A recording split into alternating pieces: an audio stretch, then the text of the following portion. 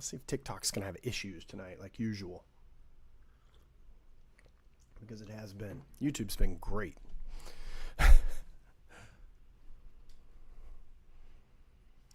All right. Let me slide this over.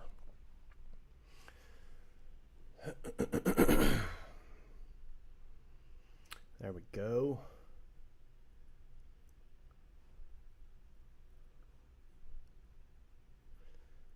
What's up, guys? What's happening?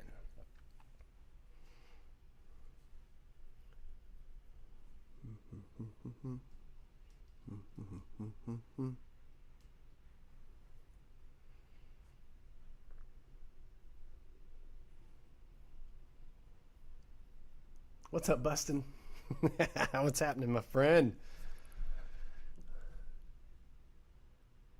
What's up, dude?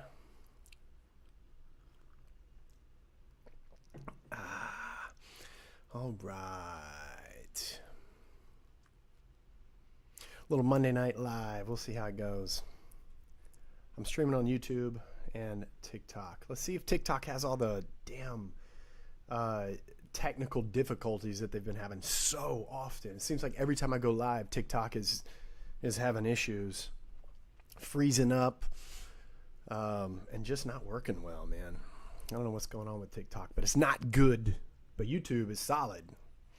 YouTube's solid. I wish I could just completely transfer over to YouTube. I really don't even like TikTok, to be honest with you. But it is what it is. I built TikTok up somehow. Somehow TikTok got built up. My account did. And it's a mystery to me. And YouTube, I just neglected. So, never been over there. Jesus is freedom. Well, Jesus is not freedom because Jesus died. If he actually existed, he died, and he's not the Jesus you read about in the New Testament. That Jesus never existed. But just tuning in. May I ask a question based on your background statements? Sure, my friend. Go ahead. I welcome questions. My name is Rick Questions Things.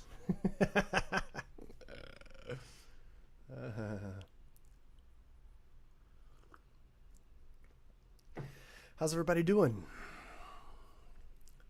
Bustin saw me bust my ass earlier. I was bringing in groceries and my Ring camera caught it, so I downloaded it and sent it to him. I busted my ass bad. Jesus had an awakening experience and tried to communicate it. Well, that's if Jesus existed. You know, I mean, really, we don't know anything about Jesus. We really don't, because what we read about Jesus in the New Testament isn't factual. I know, it was great. What we read about in the New Testament is fabrication. It's made up stories about Jesus. It's not, those stories were written down so long after, you know, his supposed life and death. They were written after the destruction of Jerusalem. So what we read about Jesus in the New Testament isn't factual. It isn't true. It's a fabrication. So that Jesus is made up. If Jesus actually lived, if there was a guy named Jesus that these stories are loosely, very loosely based on, we don't know anything about him. I mean, we have no information about him that we can trust. So you'll find out when it's too late. Well, I won't, because I've already found out that it's not true. Awaken says, bro's just yapping, but all of this is going to be way over Awaken's head, and you should change your username, by the way. But if you really want to learn something, go to rickquestionsthings.com and you can read about these things. I have a master's degree from Westminster Theological Seminary. I was a pastor for several years, and Jesus is not the way. Jesus is a fabrication. So,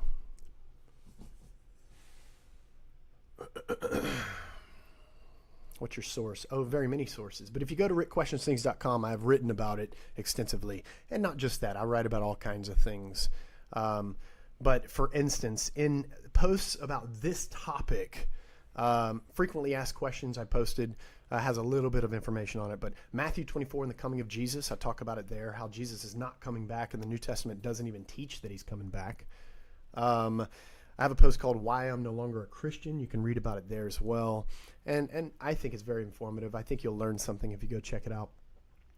But I was a Christian. I was a very genuine and sincere Christian, and I was a pastor, and I have a master's of arts in religion from Westminster Theological Seminary. I learned Hebrew and Greek. I translated more scripture than most Christians have ever read, and so I know what I'm talking about. This isn't something I'm pulling out of thin air. It's something that I spent years and years studying and coming to the conclusion of intellectually. Had nothing to do with emotion, but it was intellectual.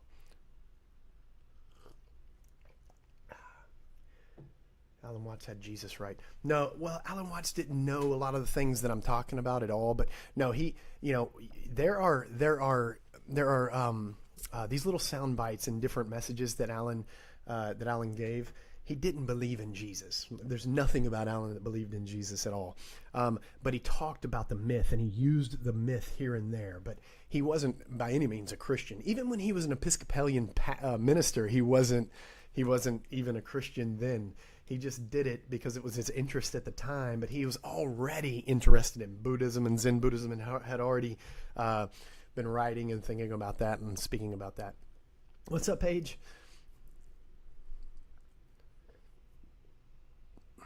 So he didn't have Jesus in that sense, right? You are lost. Well, I'm not lost.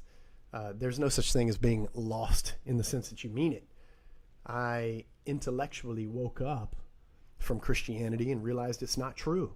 And then I went on my own journey, my own path, a path of self-realization and self-discovery that no one really knows about when you're trapped in the bondage of religion, because religion is bondage. You will never discover who you really are in the bondage of religion. It's never going to happen. And religion, hey, Bo, religion promises peace and promises love and promises heaven and promises all these things that it never will deliver. It can't deliver because peace is mutually exclusive with religion. It's bondage.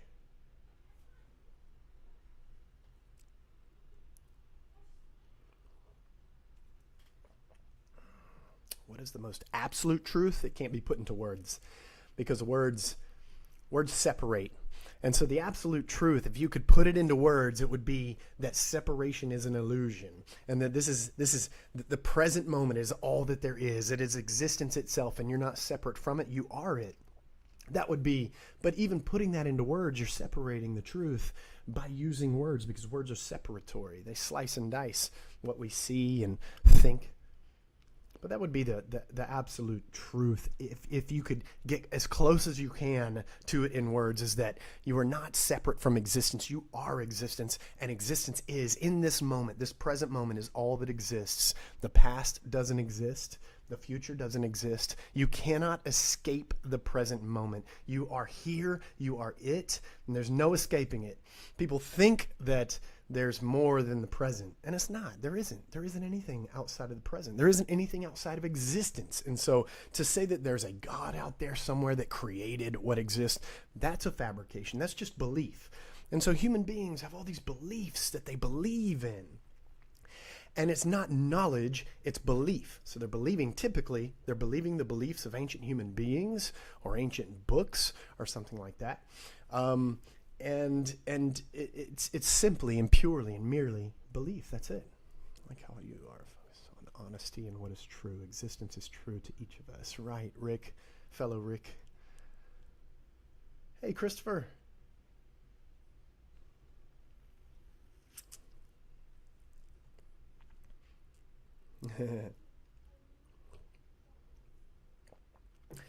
Awaken, I see a lot of beliefs that you're saying, but they aren't true. They're just beliefs. As long as you recognize that and you realize that's belief. And belief takes you out of this moment. Because there's nothing, hey, my friend, thank you. There's nothing to believe in this moment. Every knee shall bow and every tongue will confess. That is a belief, and you're getting that belief from the beliefs of ancient human beings. It's not your own knowledge. It isn't something that you have discovered or that Jesus has come and told you. Thank you, Christopher. It is a belief, right? A book. You get it from an ancient belief system. That's where you're getting these beliefs, and you're telling us your beliefs that just simply aren't true. And right now, in this moment, there is nothing to believe. You don't have to believe anything. When you let go of belief, you can go on your own path of self-realization. Thank you, my friend. You can let go of belief. Let go of belief. That's what faith is. Faith is letting go. You don't have faith. You have belief, because belief is hanging on. Belief is hanging on so tight. Hey, Paul, thank you. Belief is hanging on so tight to these ancient beliefs, this ancient belief system. You're hanging on so tight. It must be true. It has to be true. Please let it be true. That's what belief is, right? But faith is letting go and saying, okay, it's either true or it's not. If it's not true, I'm letting go, and I'm going to trust myself as existence in this moment that is the only moment that exists. This is all there is, right? And when I say this is all there is, it sounds small, but it's not. It encompasses everything. It's existence itself. And you are unable to escape this moment. This moment is existence. And you're not separate from it. You can't get out of this moment. You are this moment. This moment is you, and you are this moment. Existence is you, and you are existence. And you can't escape it. But your imagination takes you. It presents the facade. It creates the facade that you've escaped this moment. So you're thinking of the past, and you're thinking of the future. And like Awaken said, every knee will bow. Like that's something in the future that doesn't exist. It's imagination based on belief. But it doesn't exist.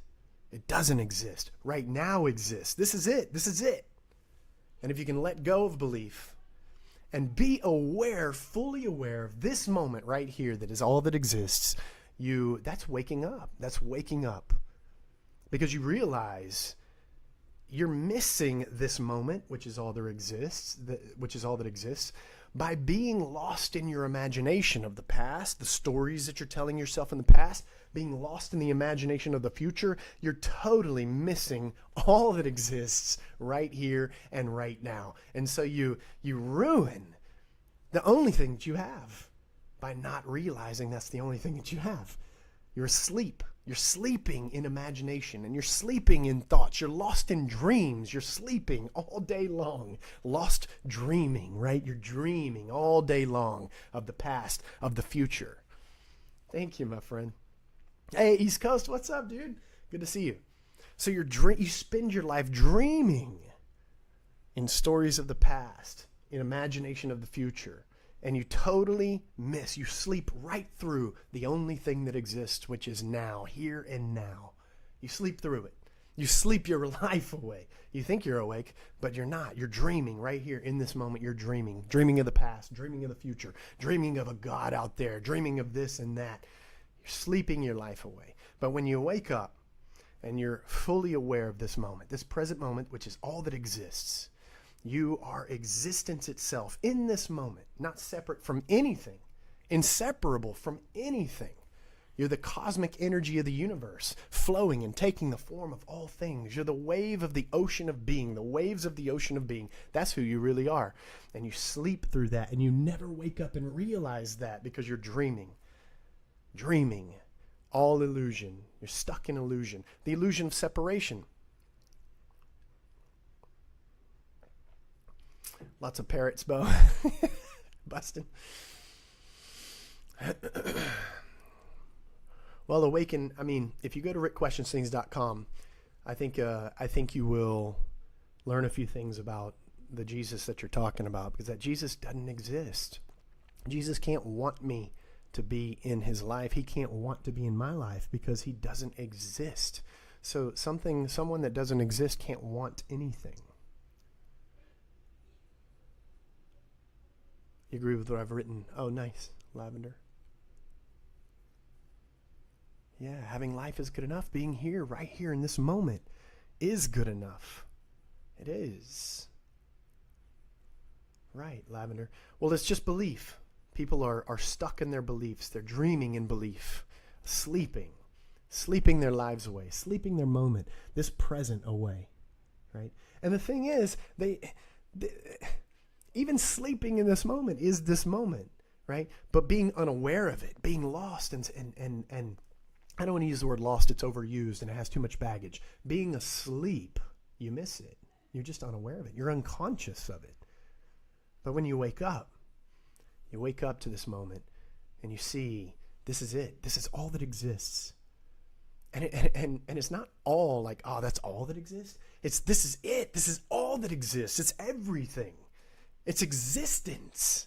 Everything. And that's what you are. You're not separate from it. It's inseparable from you. You're inseparable from it because you are identical with it. You are it.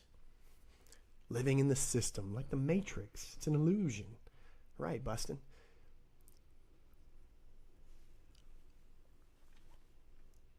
That's exactly right. The Matrix. Everybody tap for likes. Get it up there so maybe TikTok won't shadow me. Such a small chance that we got to live in the first place, right? Right.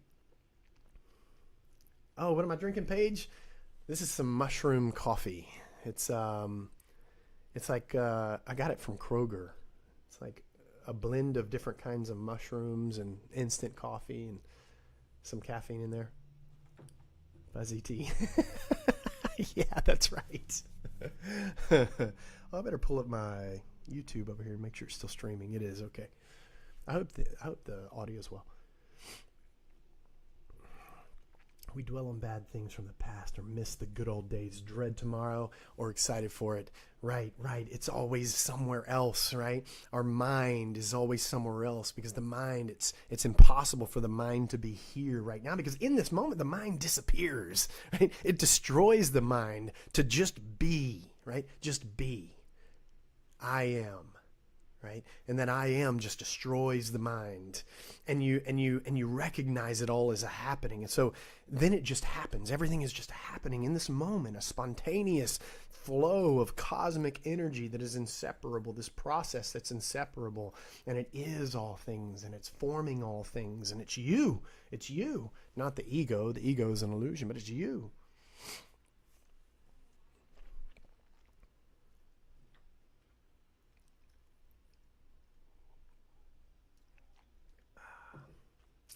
Oh man, Living Waters like Ray Comfort and those guys. I used to watch those when I was in ministry. I used to use those tactics. I've seen all that. Yeah, like thinking about what's for dinner while eating lunch, right? And you can't even enjoy your lunch because you're thinking about dinner. Like, what am I going to eat for dinner, right? And you're just like chowing down and eating your, yeah. You know, Thich Nhat Hanh. I just read this book recently, last week. It's called The Other Shore, right, by Thich Nhat Hanh. Highly recommend this book. Oh, highly recommend this book. It's so good. It's a new translation of the Heart Sutra with commentaries, right? So there it is on YouTube as well. And Thich Nhat Hanh talked about this thing he calls the tangerine party. And so they all have a tangerine, and they just are present with the tangerine, right? They realize that it is interbeing with everything else in existence, that it is existence. He puts it in different words. Those are my words.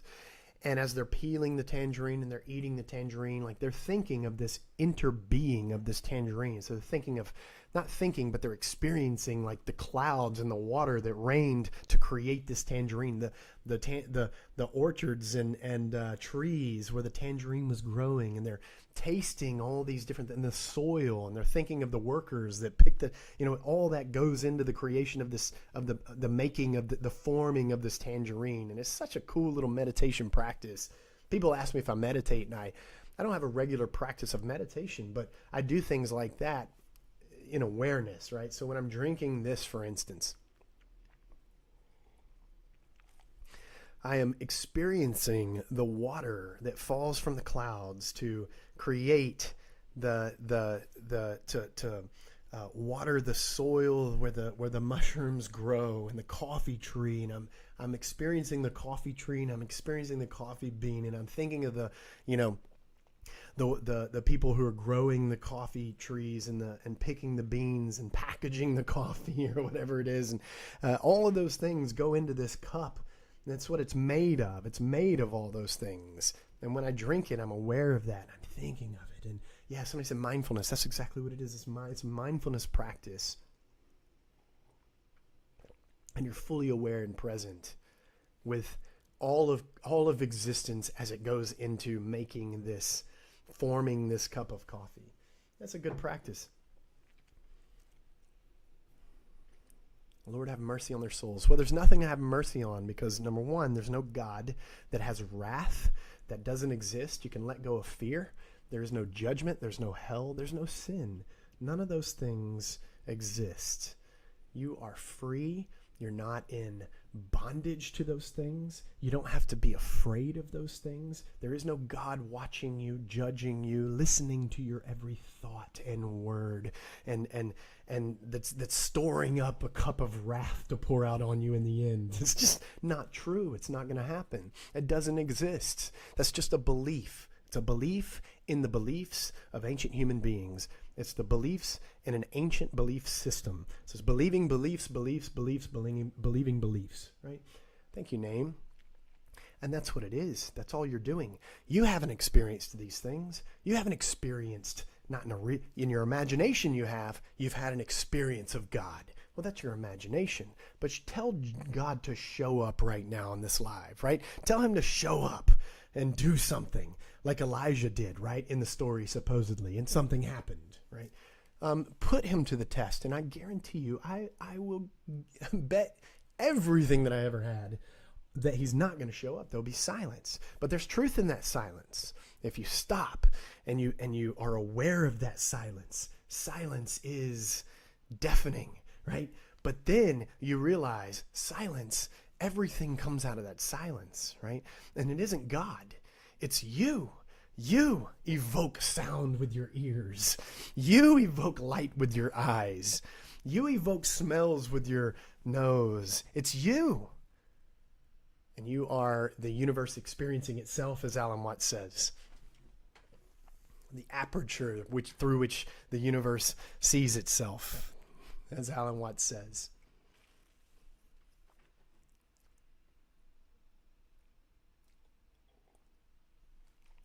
Tickets to see Rick go against God on this earth.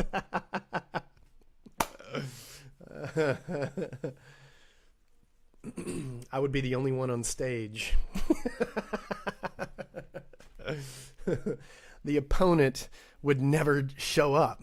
Yeah, I love Alan Watts. I really do. If you love Alan Watts, go to rickquestionsthings.com, and I have Alan Watts shirts and mugs and stickers and all kinds of stuff that I create and design. It's like God created the world, as believers claim. There's thousands. Why does somebody have to be the creator? Right. And that's the thing. That's a religiously motivated question. That question, who created this, right, is a belief question. It's just belief. It's religiously motivated. It's been programmed into them to ask the question, well, who created this? There is no who. I want Dr. Gene Scott. That'd be awesome, man. That would be great. Man, I haven't seen him in a long, long time. So funny. Gene Scott. Oh, that's so awesome. Who, first of all, there's no who. Why do you ask who, right? Not you, but somebody that asks that question. And then why do you call it a creation? That's a religiously motivated statement and word. Like to you, it's a creation because you've been programmed to think of it as a creation. It isn't a creation. People act like Christians don't come on TikTok preaching and crying about their beliefs for money. Exactly. Right, Paige? Like the majority of the streams on TikTok, especially during the day for some reason, are all Christians, trying to preach and stuff. So we're far outnumbered. So stop complaining, people, right? I always tell people, when you come here and this bothers you so bad, that's not my intention. My intention is to entertain, to wake up, and resonate with people who are going through these things such as I've gone through, or recognizing these things such as I've recognized, or help people go on their own path. That's my intention.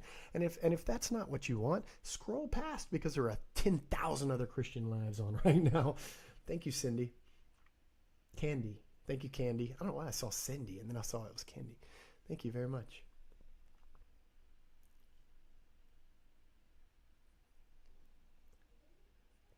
Evan, thank you. Did you grow up in the church? So I did, yes. I grew up Church of Christ, and then later I became Reformed in theology, so Arminianism to Calvinism. Went to Westminster Theological Seminary, got a Master's of Arts in Religion, and I was a pastor for many years in ministry for several years. And on that journey, I intellectually worked my way out of the faith. I intellectually worked my way out. Hey, what's up, dude? What's up, Josh? Worked my way out of believing, right? And it was an intellectual journey. Thank you, Christopher. What's up, Josh, my friend? I want to hear what you've been up to. We got to catch up, man. For real.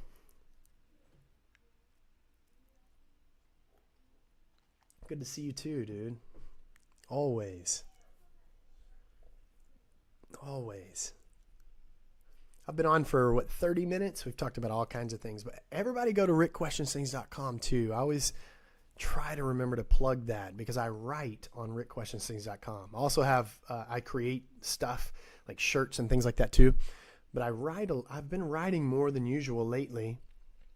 And so go to rickquestionsthings.com. You can read about all of the things that I've talked about tonight, about existence, about the nature of reality, about waking up, but also about why I left Christianity, that intellectual departure out. What's the most annoying question that you get day after day? It's such a good question. Oh, man. Dang, annoying question. Well, there are annoying statements that I get day after day. You were never a Christian. You were never a true Christian. You know, that kind of stuff. He was never a pastor. You know, those kinds of things. Josh, if he's still on, he knows I was a pastor. Josh and I were friends when I was in ministry. I went to a Pentecostal Holiness Church once when I was a kid. Scary experience. It is a scary experience. I always say, and I mean this genuinely, I'll give you a call tomorrow. Yes. Okay, good, Josh. Josh, I always say this. I always say when people say that, and I mean this with all my heart, I was the most genuine, sincere Christian I've ever known. I really loved God. I loved Jesus. I mean, I was absolutely genuine and sincere. That's what I lived for. It was my life, you know. And so when people say, I'm here listening to it. Oh, hey, Taysha, all right. When people say, you know, hey, thanks for all the likes, guys. Getting up there, 12.3. Thank you. I mean, hopefully it helps. Maybe it helps. There you go. See, Oscar, I don't think you loved him. Yeah, that's bullshit. I mean, it is. I loved God. I loved Jesus. And so you can think that I didn't, but you don't know. I know because I lived it and I experienced it. So, is there a hell? No, there's no hell. Hell doesn't exist. Gehenna. Oh, hey, Bo. I love you, dude. Yeah, see, Josh says I can vouch. Josh and I were friends when I was in ministry. Good friends. And call me tomorrow, Josh. Dude, I really want to talk to you. I think about you all the time, man. Because I just want to hear what you've been up to, man. And how things have been going, how the path is, you know, what path you're on, and whatever it is, no judgment. You know that. No judgment for me. Absolutely not. I'm just super interested, man, because I love you, dude. I want to hear about it. Oh, I saw that on YouTube. I'm glad you just posted that again. That question. Does the resurrection contradict Advaita? Well, I'm not an Advaitin, right? I don't think there's any. I don't think that. Oh yeah, yes, love you, bro. I'll call you tomorrow evening. Okay, good. I'm on a journey for sure. Yeah, I know, man. Good. I can't wait to talk to you. Thank you, my friend. Thank you, Josh. Yeah, I can't wait to talk to you, man. I don't. That question, I guess I wouldn't phrase it like that. Does the resurrection contradict Advaita? Because for me, they're two totally different things when I think about the resurrection. And I wrote about the resurrection. I wrote in the post. It's called what is that post called? Let me look. I'll tell you. I'm going to click on Christianity category. Go to rickquestionsthings.com if you're interested in reading the things I've written. But one of the things that, the truth about the truth behind the resurrection of Jesus, I wrote it back in April 2023, so almost a year ago. And I give my thoughts on the topic of the resurrection as an ex-pastor and why I'm certain it didn't happen. But those two things, does it contradict Vita? Well, it's just a weird question. I don't see it that way. I don't think it's I wouldn't think to ask that question, and I don't even know how to take that question really. I think it's a good question because it's out of it's out of like my language or something. You know, it's not a way I would ask a question, I think, because to me, I guess I'm wondering what you mean by contradict, though. Really, I'm wondering what you mean by contradict. Thanks, Josh. Thank you, thank you. You follow that thing to the T, right, Paige? So what do you mean by contradict? I think that's what I need clarification on, because I think it's a good question. And I want to understand what you mean, really. I really do.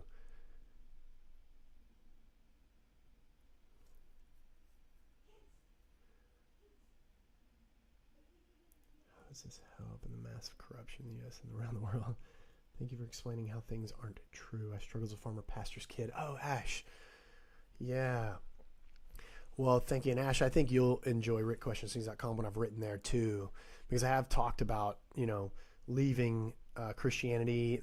One of the very first posts, not the first post, that I wrote was called Reasons for Departure. And it was just one of my early posts on why I departed the religion.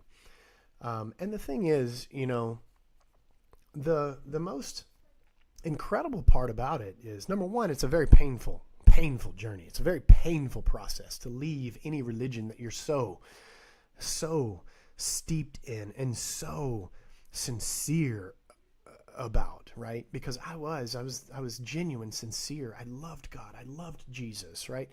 And it was so painful. It was my livelihood. It's how I lived. It's my friends, my community, my family. And ultimately, it caused a lot of pain and suffering. I mean, it really did. But one of the most incredible things is that once you do depart and you come to your own path, you embark on your own path. After leaving, like I was taking off a limb. Yeah, right. You start to walk on your own path, right? Yeah, I felt more wrong being there. Right, exactly. I couldn't continue to preach the things I knew weren't true. So it was just, I couldn't do it. There's something in me that I just could not continue to preach the things I knew weren't true. But when you start to walk your own path and discover who you really are, right? You go on your own path. That's where you wake up and become alive. Painful like the porch. Man, I busted my ass earlier bringing the groceries in, and I sent Bustin' Biscuits the video from my Ring camera, and Tasha too. Oh, damn. I busted my ass so bad. So bad. Painful like the porch. It was painful. Thank you, Ash. Yeah, I'm fine. Hurt my knees, my back, my neck, my back, my neck and my back. It hurt, but it was fine. I got up and came inside and then started laughing about it, especially when I saw it on the video footage.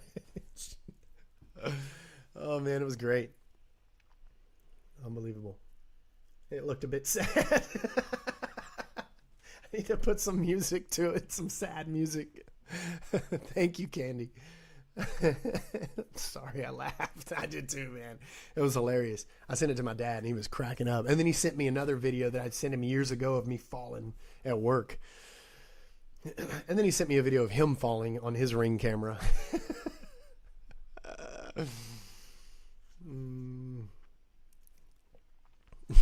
Hell's real, Jim says. It's not. Hell is not real. Yeah, please. I will. I'll add sad music. Hell doesn't exist, so you don't have to fear hell. You don't have to fear judgment. You don't have to fear God that's going to cast you into eternal conscious torment. How horrible is that anyway? I mean, what?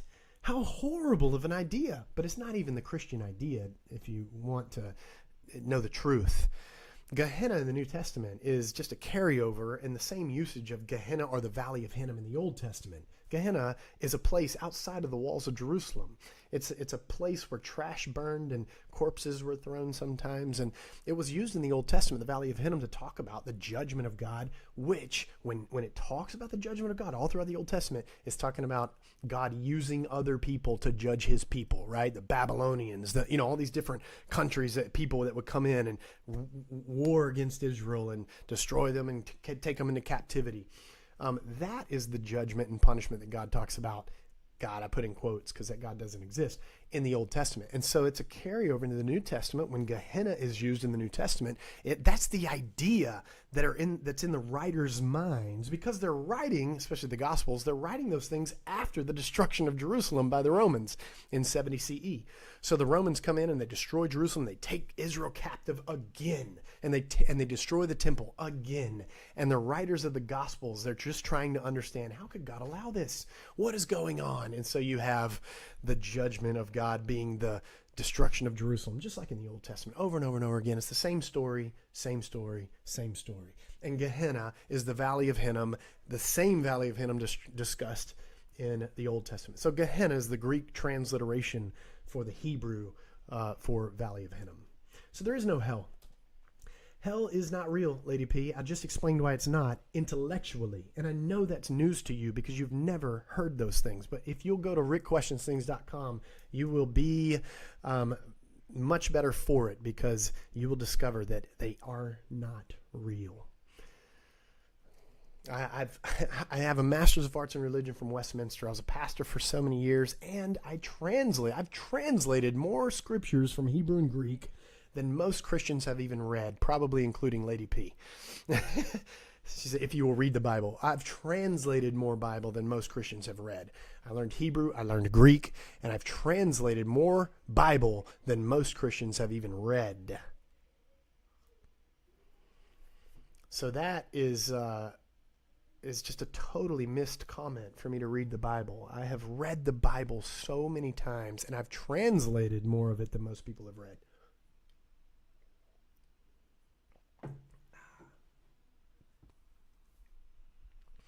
Mike. Are you saying mic drop, or am I losing Mike?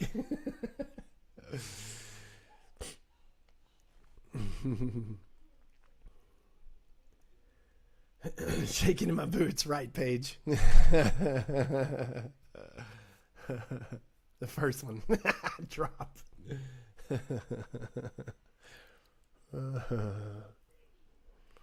Mr. Fake Ex-Christian. There you go. Wolfgar is a parrot. That's what they all say. You were never a Christian.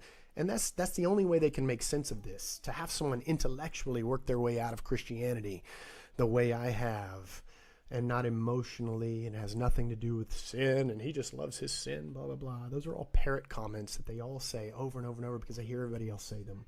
And Wolfgar is a parrot just like the rest of the parrots. Hello, Rhonda. I mean, it's clear. Everything he says is a parrot comment, and I've only seen a couple, but a couple of his comments, and they've been parrot comments. So he has no original thoughts on his own. He has to believe the beliefs of ancient human beings and then parrot things that he's heard over and over and over.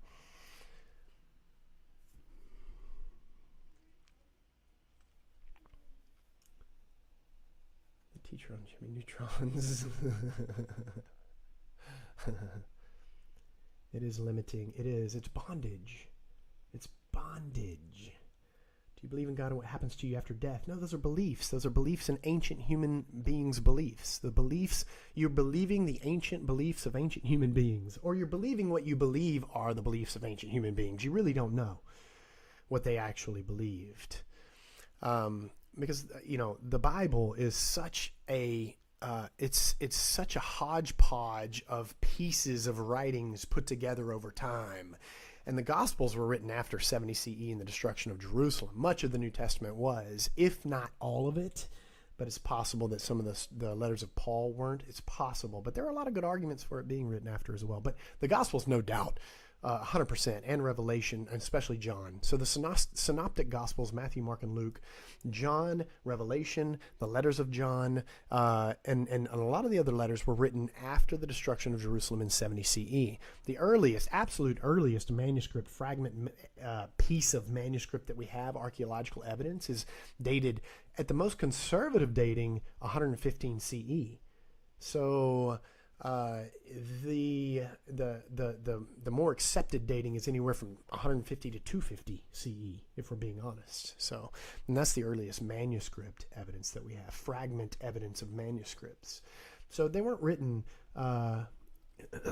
until after 70 CE. You have, Wolfgard, that is a belief statement. You have zero evidence that any of it was written after 70 CE. So after the destruction of Jerusalem. Zero evidence at all.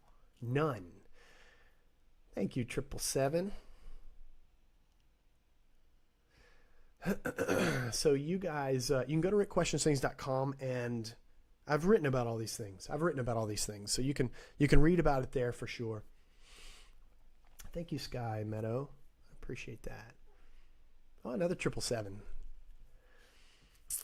Everybody go ahead and follow me, hit the likes, share this live, try to get me back in the algorithm, because I know that I've been out of the algorithm for a long time now. I've been shadow banned.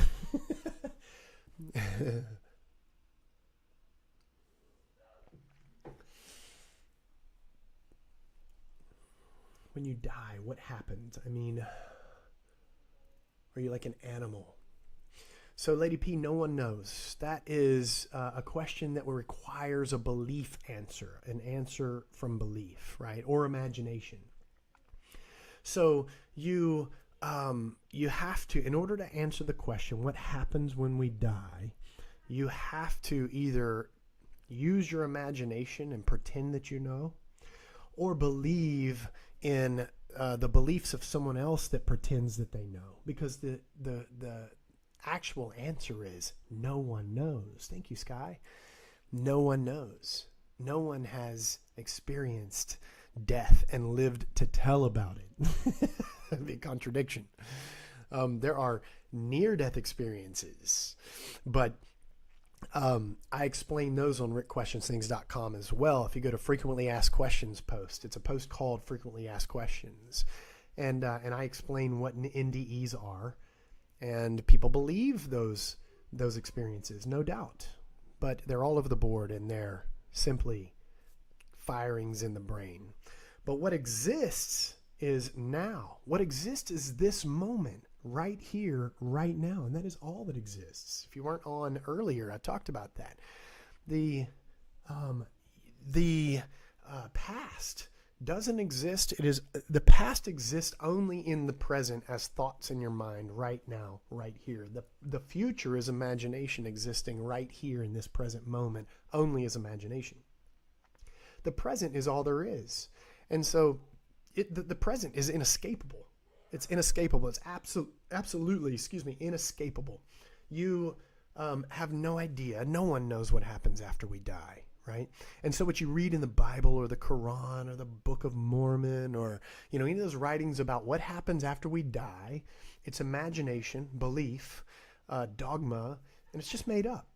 Or it's myth. There are a lot of stories and religions out there that use myth just as basically to talk about life, and people take those things as fact, and they're never meant to be fact.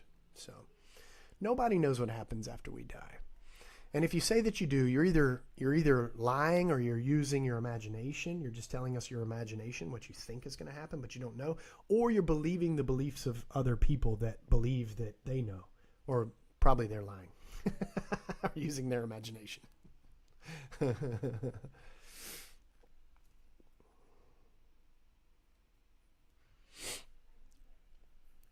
But I have written about that, what happens after death as well. Go to rickquestionsthings.com. You can read what I've written.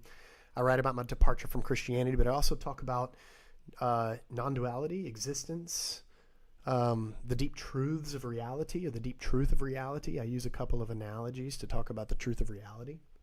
Living in the present, all kinds of stuff.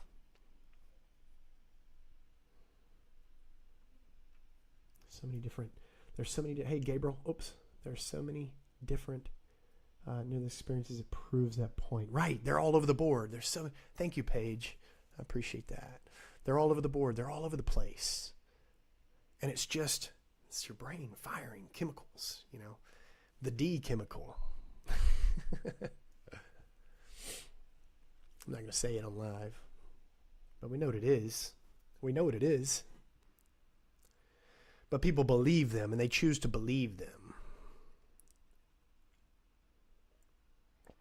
And if you haven't had a near-death experience yourself, you're simply believing someone else's belief in their experience.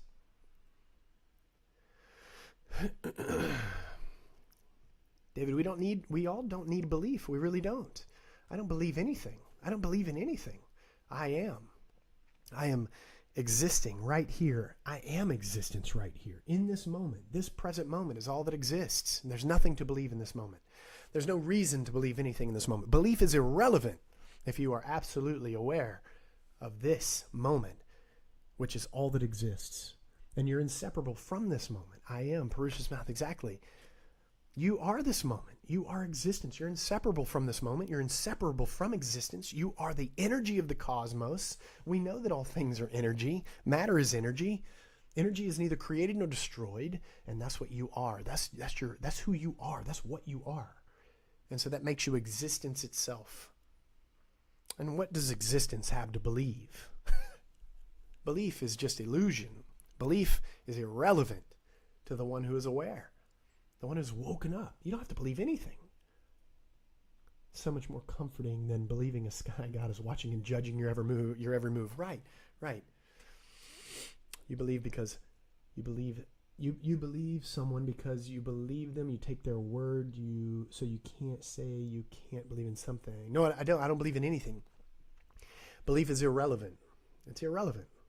So right here, right now, in this moment, there is nothing to be believed. There's nothing to be believed. Do you believe we are monkeys? I just said I don't believe anything. In this moment, what does that have to do with this moment? Right here, right now. So don't you believe you're real? No, I am right now, right here. I don't have to believe anything. I am here, right now. I am.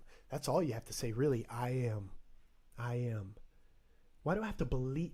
Do I believe that I'm real? I don't have to believe I am real when this existence is in this moment. Belief has to do with the past. Belief has to do with the future. Belief has to do with something out there. I'm saying right here, right now, belief is irrelevant. God is real. Then I'll poof back to Texas in the next 10 seconds. Right. Well, I hate to tell you, it's not going to happen.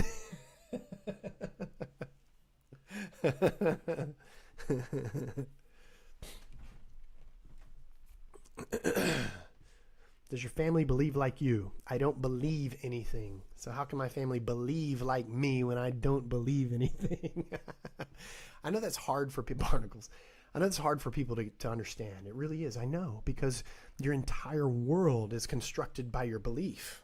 You believe all of these myths and the beliefs of ancient human beings, and you believe these stories, these religious stories, and it's hard for you to understand someone like me that has no belief, that I don't believe anything, because belief is unnecessary. It's irrelevant. You transcend the need for belief once you wake up to what is, and what is now. Existence, here, now. That's what is.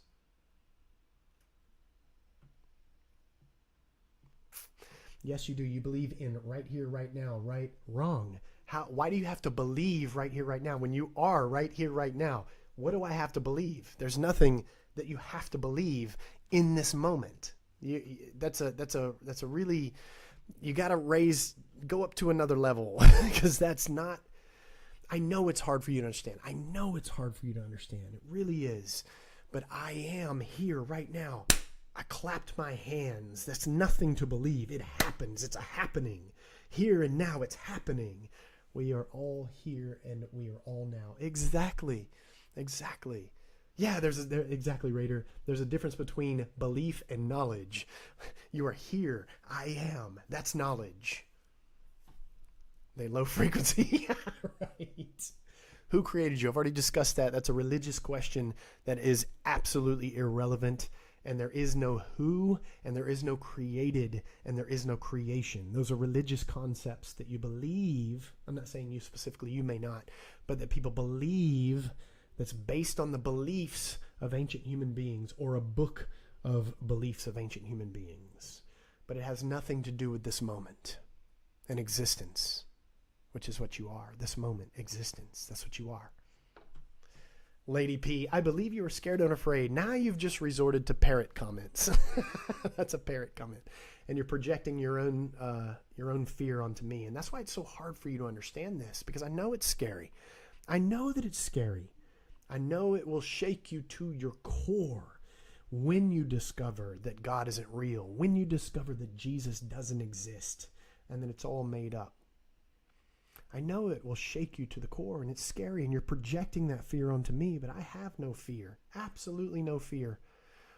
I was afraid earlier when I fell up the steps, coming up the steps, busting. It was a fear in the moment.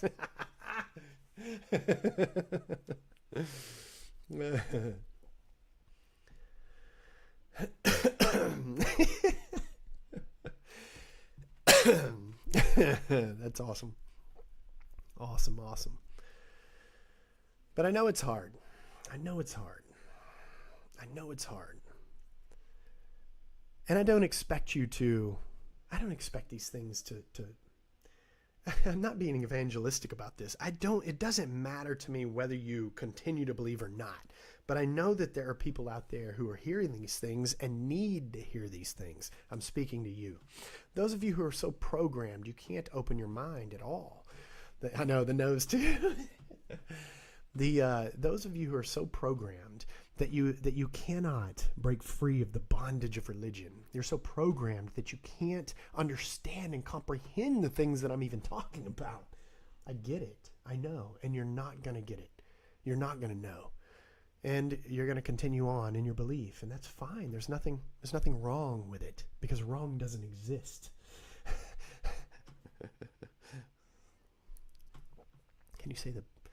Rick, you're trying to get me banned. All religions are not true. Hey, Vic, what's up? I've been on for an hour now. It's been some good conversation, some good comments. I know there's life after death, Lady P. Wow, no, you don't know.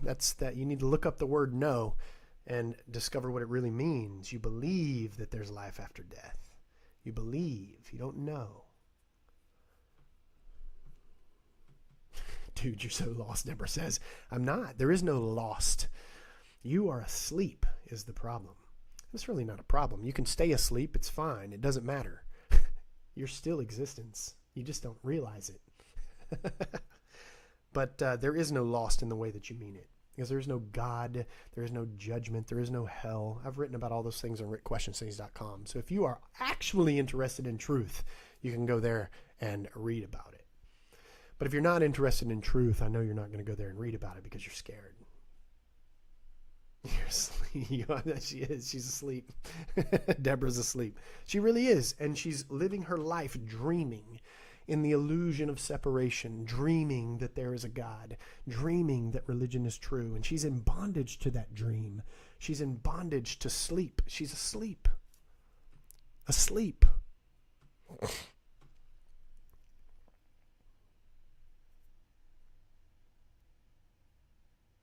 What's up, Derek? Or is it Derek? I think you go by Derek. I don't know why. I always see Derek, and a fool believes there is no accounting. A fool believes there's no accounting. Well, you believe that there's accounting. I do not. I do not believe. I don't believe that. And so you're telling me your beliefs, and those beliefs are simply that. They're beliefs. And so anything that you tell me that is a belief, I'm going to call out because it's just purely a belief. And I don't share those beliefs. Beliefs are irrelevant, especially when you're believing the ancient beliefs of human, or what you believe to be the ancient beliefs of human beings.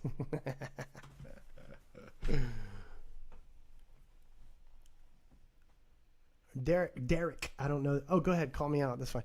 I don't know that I'm having guests on tonight, but I'll see your comments. How's my weekend? It was good. It was a really good weekend. I got to send you a video, Vic. Jesus, the living God. Well, Jesus doesn't exist. What you read about Jesus in the New Testament is a fabrication. Doesn't exist. Written after the destruction of Jerusalem. A fabrication. Oh, man, of me busting my ass going up the stairs. Oh, Derek. Man, why are you being like that, dude? I I've seen your stuff, and you believe. You believe. That's all. You believe the ancient beliefs of ancient human beings. That's it. You have no proof, no evidence. You have nothing but belief, Derek. Yeah, Derek, he's probably hurt. But I enjoyed Dan McClellan's videos with you, Derek. He really called you out, and he did it well, because you are believing these things that aren't true. Oh, thank you, Joe. I appreciate that very much. I used to see a lot of your videos, Derek, and it's just belief after belief after belief, and you have to transcend those beliefs and give them up. You're believing. You can let go of belief, Derek. You don't have to believe. Any accurate sources to provide for the statement of the New Testament fabrication? Oh, yeah. I mean, there's tons. One good book that and this is a book by a believer. It's called, yeah, I better get it because I can't remember the author.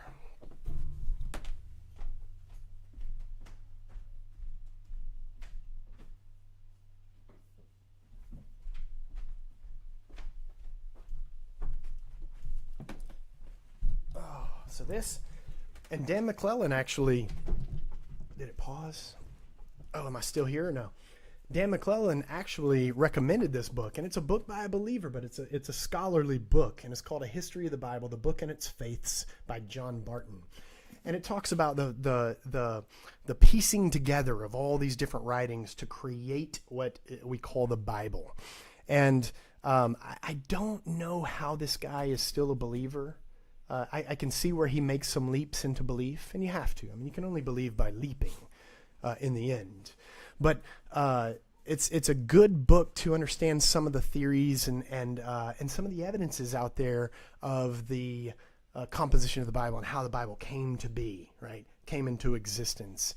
It's really good, but there's a lot of good stuff in there, and he talks about manuscripts and things like that. But the earliest fragment of New Testament manuscript that we have, the early piece fragment, most conservatively is dated archaeologically to no earlier than 115 CE.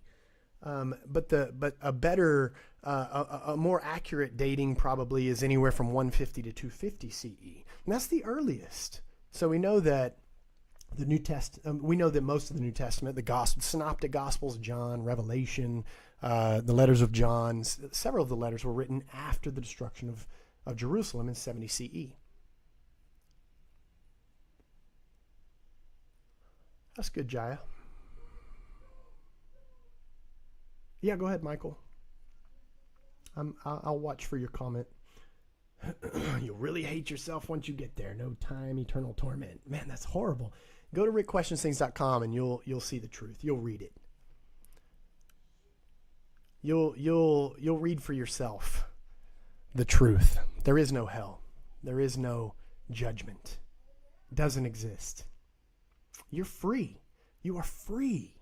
You're free to drop belief. You're free to drop fear. You're free to go on your own path. Walk your own path.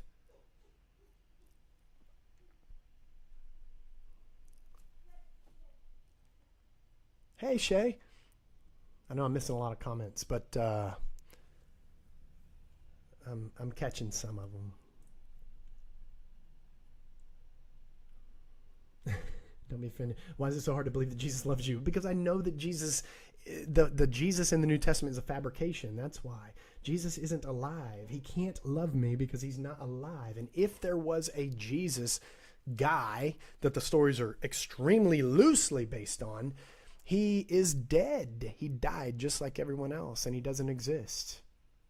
So that's why I can't believe that he loves me, because I know that he's not alive. If he existed, it's not what you read about in the New Testament. And if he existed, he went the way of all human beings. Okay, Vic, I love you. I'll see you soon. I'll text you. Yeah, I want to send you a video.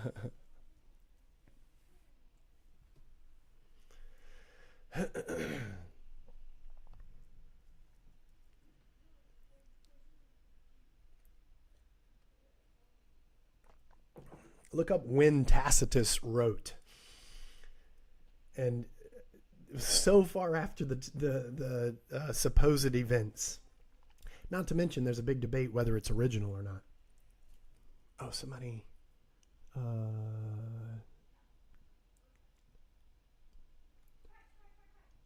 Okay, Michael, and thank you for your question. I saw a comment that I wanted to. Had a dream about. I saw a comment. I can't find it. Had a dream about going to church the other night. Woke up sweating. That's funny. I just missed a lot of comments, but I'm sorry. I'm trying. I'm just gonna respond to some comments here. I think now, which is what I've been doing, but a little more intentionally. I think I'm still gonna miss a lot. You choose your influence. You will choose ours. More intelligent belief than yours. I'm not sure. Repent, read the gospel. My friend, I've translated the gospels. I've translated more scripture than most Christians have read.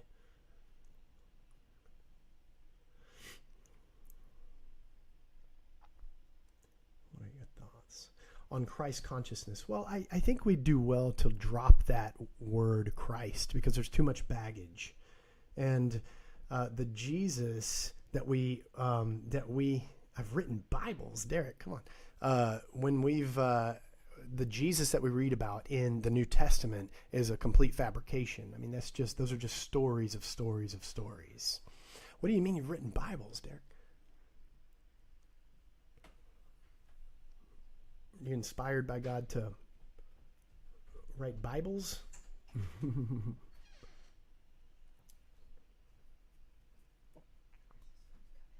Okay.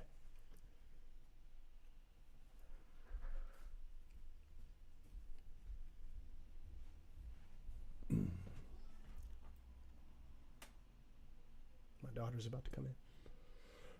Do you think I lied? I haven't written Bible. Well, it depends on what you mean by Bibles. I think you believe you've written Bibles. Are you saying you don't believe in anything outside yourself? I just don't believe anything. Belief is irrelevant. Belief is irrelevant. You don't have to believe anything.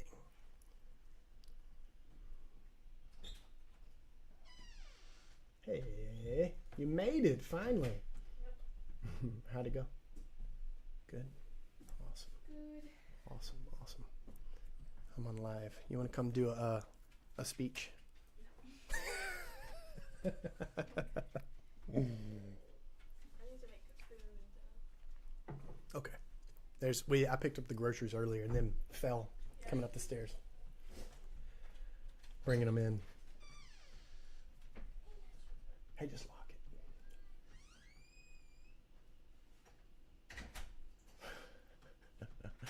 I get my stitches out tomorrow, by the way. What? I get my stitches out tomorrow. Stitches? I still have stitches in my mouth from weeks ago. Oh. Did you pause it? Mm-mm. The fam, I know. The hearts on Lady P's comments are so funny.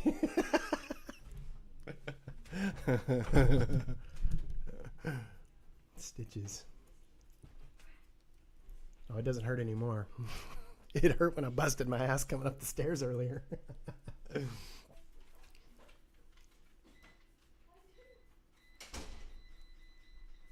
want to hear you saw it. What did I see? See. How many years you got left? Who's to say? I have right here, right now. This is all that exists, is this moment. The future doesn't exist. It's imagination. It's impossible to say. Christ is not Lord Gabe. I'll say that. Jesus doesn't exist. He isn't alive. Cliff, Pascal's wager. Irrelevant. Meaningless. Pascal's wager is meaningless. Ignoring me by. Well, I saw that comment.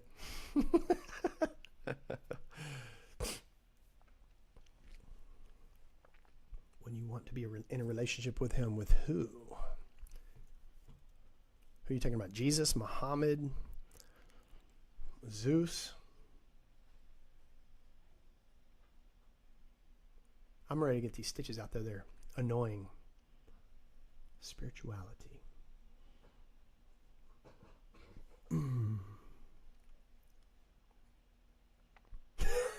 MV Kirk. That's awesome. Oh man, that's one of the funnier comments I've seen in a long time. Relationship with Jesus is freedom. Well, you can't have a relationship with someone who doesn't exist, and Jesus doesn't exist. So that relationship that you think you have with Jesus is imaginary. It's your imagination. I think you probably believe you have a relationship, but it's not a real relationship. It's your imagination. It's desire, hope. It's want, but there's no truth to it, reality to it. You believe you have it. I'll only talk on it. Well, Derek, there are a ton of people that are requesting to come in, so here and there. So I don't. I'm looking for your comments though. Just give me a question. Prove Jesus doesn't exist. I don't have to. I don't believe. I don't have to prove that he didn't exist, but I can prove. I've written. You can go to Rick Questions in the comment and read why I do not believe in Jesus. So, made you turn around from your faith. Understanding that Christianity is untrue. It's not true. It's the product of human beings in their own historical context. The spirituality I've seen, is it fake? I don't know what you mean by spirit. I don't know what you've seen by spirit. I don't know what you mean by spirituality. I just say it right now. What? There's a ton of... missed it.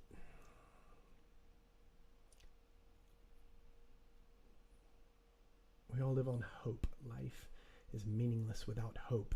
But why have hope in some... Why have hope in some something that is not true?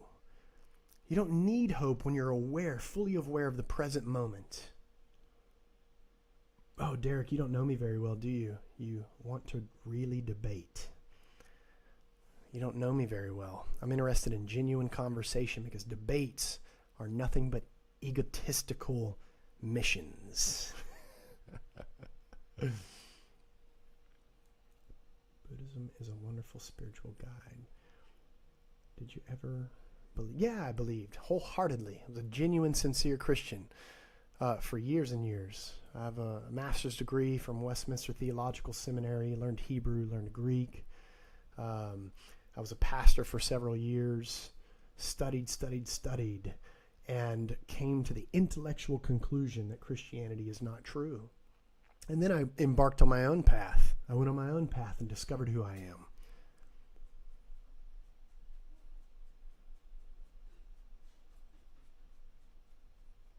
Intelligence.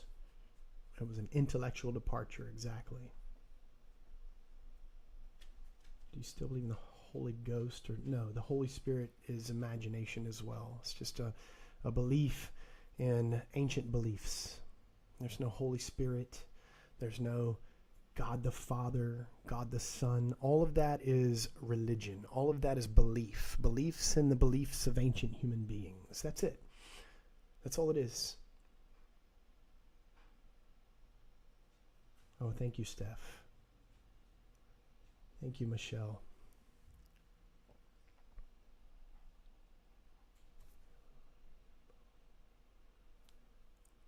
What would you call the feeling we get when in nature?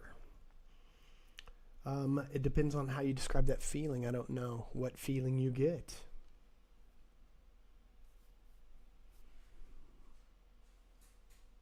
Brain Sick Music, Gene. If I take guests, it'll be later, but probably not. I usually take guests on Friday nights. So Friday nights, I take guests, midweek lives. I just kind of talk for a little while because I don't go live for too long. And every time I take guests, I go for hours. Sort of recharge, connection to the earth. Well, I think it's probably a recognition of the present moment and recognizing all of everything around you, nature, as inseparable from you. That's maybe what you're talking about. Because when you wake up to the illusion, from the illusion of separation, and you realize who you really are, that you are inseparable from all that exists, that you're inseparable from existence itself, because all that exists is existence. All that exists is this moment, right here, right now, right? And this moment is energy. Everything is energy. And energy is not created or destroyed. It's a cosmic energy of all things that makes up all things, and it makes up you, and you are that. And I am that, and so I am, is what you can say. And when you go into nature and you recognize yourself not as separate from those things around you, and not separate from nature, as religion would have you believe, because religion wants you to believe that you are separate from nature. There is you and there's nature. There's you and there's God. It's a separation. Religion perpetuates such separation. It thrives on separation, right? Religion can't exist apart from separation. A separate God, a separate creation, a separate people, us against them. That's the ground of religion. That's why religion exists. Religion and politics, it's all the same. And so when you can wake up from that illusion of separation and realize that it's all you, there is no separation, and there's no separate you to be separate from anything else, then that's maybe that feeling that you're talking about. This recognition that it's all me and I am all of it. And I don't mean the ego. Because the ego is streams of all kinds of things creating the ego. Your eyes, your ears, your environment, your influences. There are so many different streams flowing in to create the ego. That's an illusion. I mean, it exists, but not as a separate entity, and that's the illusion that the ego is. The ego believes it's a separate entity, and it's not. Jesus is king. Well, Jesus is not king because Jesus doesn't exist. But when you go out into nature and you realize this is me, it's all me. that is waking up. That's waking up.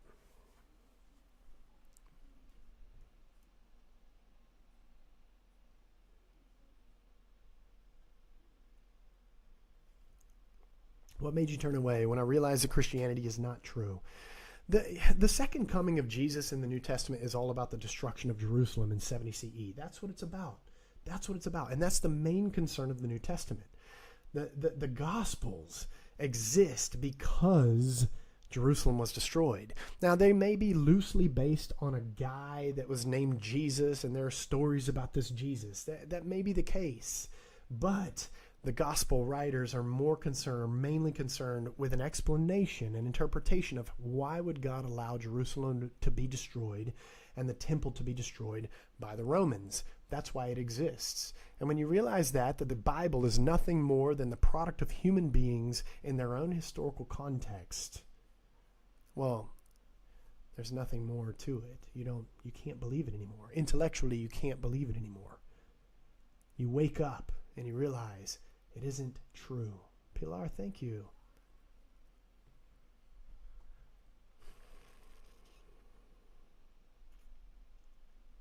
Thank you for talking about Jesus. Yeah, I'm talking about Jesus that doesn't exist. So I'm exposing the truth that Christianity is not true, but thank you for that. I'm just breaking the bondage for some people. Not everyone, because there are a lot of programmed people. And then there are a lot of people that are just wacko. And there was one on earlier that believe they hear from God and speak for God, and they have this Messiah complex.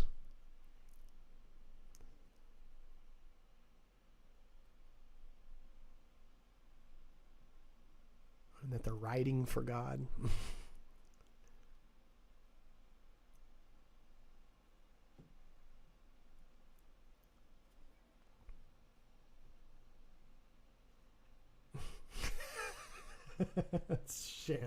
Shauna, find Jesus playing hide and seek in a dress. Have you seen him? At this point, you're acting like you're God and know everything. No, I just don't believe anything. I don't believe anything. That's it. Skywriter, I was Christian for 43 years. Yeah, I was raised Christian and then had a conversion experience and went to seminary, got a Master's of Arts in Religion from Westminster Theological Seminary, went into ministry for several years, and then intellectually worked my way out of Christianity and realized it wasn't true. And once you realize it isn't true, you cannot continue to believe. You can't. And I couldn't continue to preach the things I no longer believed as well. It's just impossible. It's impossible for me. Yeah, it's a joke. And it's just that, people just don't know, and they're scared to know. People are so programmed, they're scared to know, right?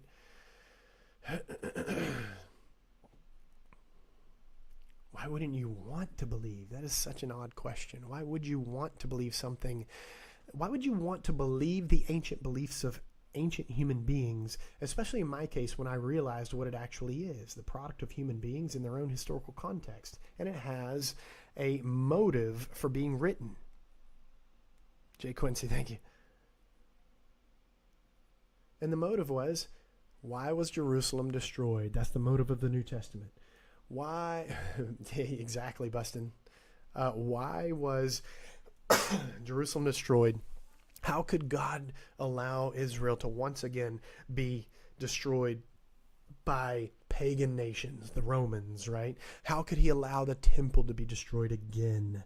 And that's the reason for the New Testament. That's the reason for the Gospels at the very least. And their answer is, well, it was God's judgment against the leaders of Israel. And therefore we have the stories of Jesus pronouncing the woes on the scribes and Pharisees, and then talking about the destruction of Jerusalem, because that's what it's all about. And if you go to rickquestionsthings.com, you can read about it there, amongst other things. I talk about all kinds of things, not just this. I talk about living in the present. I talk about what is reality, the deep truth of reality, waking up, all those kinds of things. Brandon, that's a belief. You're just saying your belief in the ancient beliefs of ancient human beings. That's it. I live in the moment with Jesus, but Jesus isn't alive right now, so that's impossible. Brandon, I do not have a belief. You can say that I have a belief, but you can never tell me what my belief is, because I don't believe anything. That God doesn't exist, that's your belief. No, when you don't believe something, that doesn't mean you believe that you don't believe it. I don't understand why Christians mainly say that totally unintelligent thing that they say. That really is unintelligent. It makes no sense. You believe that you don't believe. That's your belief. That is absolutely irrelevant and absurd. It really is. It doesn't mean anything. You realize that means nothing, right? It means nothing. Those are just words. And you're saying them because other people have said them and you thought it was meaningful, but it's not. It really is not. It doesn't mean anything. When you don't believe something, that's not believing that you don't believe it. You don't believe it, period. That's not believing. Two totally different things. That's totally unintelligent. It makes no sense to say that. If you would just break it down and think about it for 1 second and not just parrot things that you've heard, you would recognize this is really kind of an unintelligent thing for me to say. I better stop saying it. Right, believing versus knowing. Lady P, if you would just go read on my blog, but I know you're afraid to do it, so I don't expect you to, but if you do, I think hopefully you'll learn something.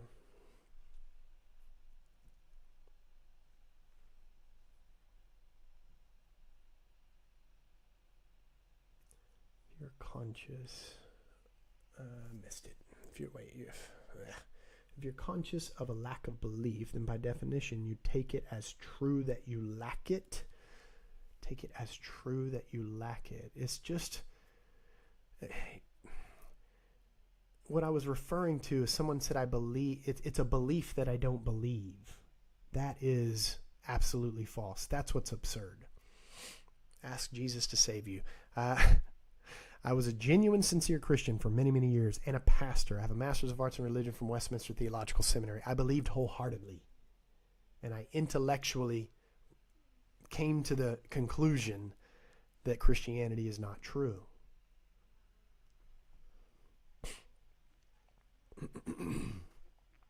I know I'm missing a lot of comments. I'm trying to keep up, but I would have to keep scrolling back to see everything. So I'm not ignoring anybody's comments. I don't think that. I know some people get hurt. He just won't read my comment, but I'm really, like, I'm trying to keep up. I just see comments every once in a while. So then you don't really know Goff, Sandy and Cookie. I'm not sure who Goff is. Is that a new god? Is that a new god people believe in? Goff, Sandy and Cookie? Or is it Goff? Goff, Sandy and Cookie has proclaimed a new religion in the name of Goff. I'm not making fun of you. I just think I love to see the typos like that because it's so funny to me because I make typos and I laugh at my own typos. So I'm doing the same thing to you that I do to myself. I think the typos are hilarious, especially one like that that's like it's trying to make this point and it I'm not making fun of you. I promise you I'm not making fun of you at all. I laugh at myself for making typos. I also laugh at myself for busting my ass like I did today coming up the stairs. You can ask Bustin' Biscuits and Tasha. I sent them the video of it.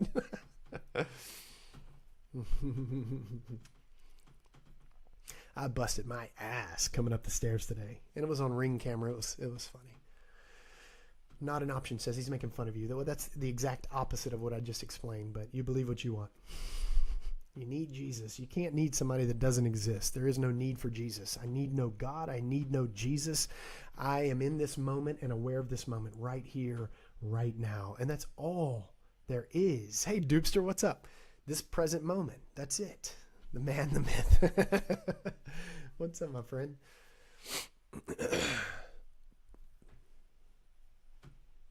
Yeah, God, yeah. If God is a factual thing, then why does it require faith to work? Very sus, right? Right. And you have to just believe it. It's all belief. And I don't think they understand the weight of that it is only belief. The only way you can be a Christian, the only way you can be a Muslim, the only way you can be a Mormon, the only way you can be a Jehovah's Witness, the only way you can be in any of those religious people is to believe. And believe the ancient beliefs of ancient human beings, for that matter. That's the only way. You don't know. You can say that you know, but you don't know because you have never seen any factual evidence of a God or Jesus. You haven't seen Jesus. He hasn't shown himself to you. He hasn't appeared to you and let you touch his robes, right? Assuming he would still be in robes. You haven't seen him come out of the sky. From where would he be coming anyway? Out of the clouds. You haven't seen any of those things. You haven't seen Muhammad. You believe these things. You believe the ancient beliefs of ancient human beings, and that is it. And I'm just helping you by telling you this. I'm being honest. I'm telling you the truth because no one wants to tell you the truth, and I'm telling you the truth. I've been there. You're so misleading people. I'm not. I'm waking people up. But you don't have to listen, and I don't want anybody to believe me, by the way. No one needs to believe me. I don't want anybody to believe me. Just hear it and go on your own journey to discover what is. And the best question you can ask yourself is, who am I? Because religion is going to tell you who you are, and they're lies. It's only lies. You have to find the answer within yourself. You are what you're seeking, by the way. Hey, hold on, I missed it. Somebody asked if they could be a guest, and I'm probably not taking guests tonight. I normally don't during the week. I do on Fridays though, so follow me. And Friday I'll be going live as well. I'll probably go live before then as well, but because it's only Monday. But that'll be a spontaneous live, last minute. But Friday I go live 9 p.m. Central, and I do take guests. I do about an hour of this kind of stuff first, and then I do a couple of hours of taking guests on Fridays. Miles, because most of the comments are about them. The last 2 lives I did had nothing to do with Christianity. Well, this one really doesn't either, does it? I don't mention Christianity on this one. But there are so many Christians that come on my live and ask the questions. But if you go to rickquestionsthings.com, you'll read about all kinds of things, but including Christianity, because I was a Christian for so many years and I have a Master's of Arts in Religion from Westminster Theological Seminary. I learned Hebrew and Greek, and I was a genuine, sincere Christian for years and years, and a pastor for several years. So that's why. And when people wake up to the truth that Christianity is just a religion and there is no truth to it. There are truths in Christianity, but it's not true. Just like there are truths in Harry Potter, but Harry Potter is not true. It's not the truth. Then some people hear these things and they'll wake up. But go to rickquestionsthings.com, and if you really are interested in truth, you can find some there. You can read why I left Christianity, why it isn't true, why I don't believe anymore. You can read about it there. I didn't want to lose my faith. I wanted to believe, but intellectually I couldn't. I couldn't believe. I begged God because I really loved God. I loved Jesus. I was the most sincere and genuine Christian I've ever known. And that is being not bragging. That's being truthful. Like, I was so sincere. I knew my heart. I know my heart. And I was absolutely sincere. I loved Jesus. I wanted to be like Jesus. I lived for Jesus. I sold all my possessions and, went into ministry and lived by faith. I lived by faith. I've translated more of the Bible than most Christians have even read. Most of these Christians in here commenting, they haven't even read as much of the Bible that I've translated for the most part. And, but the intellectual discoveries that I made, I couldn't continue to believe. And I begged God, please, you know that I want to believe. And you know what I know intellectually. You know how hard it is for me to believe right now. In fact, it's impossible. So if you are there, you have to help me. You have to make me believe. And he couldn't do it because he's not there.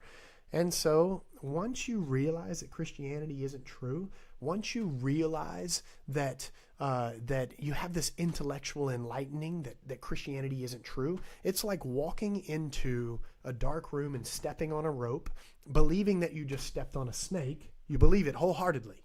And then you go flip on the light and you see that it's a rope and it never was a snake. There's nothing you can ever do to make yourself, to make yourself believe that rope is ever a snake again. You can never believe it again because intellectually you know the truth. Intellectually you've woken up. You've been enlightened intellectually about the truth, which is it isn't true. And once you do that, you can't believe anymore. You can't make yourself believe something you know isn't true. And so I couldn't continue to believe. I left ministry, eventually left Christianity, and then I embarked on my own path, my own journey. And that's where I really woke up. That's where the self-awareness and awakening took place, is on my own path, my own journey. And so that's what my whole message, if I have a message, I really don't have a message, but if I had a message, it would be that. Go on your own path.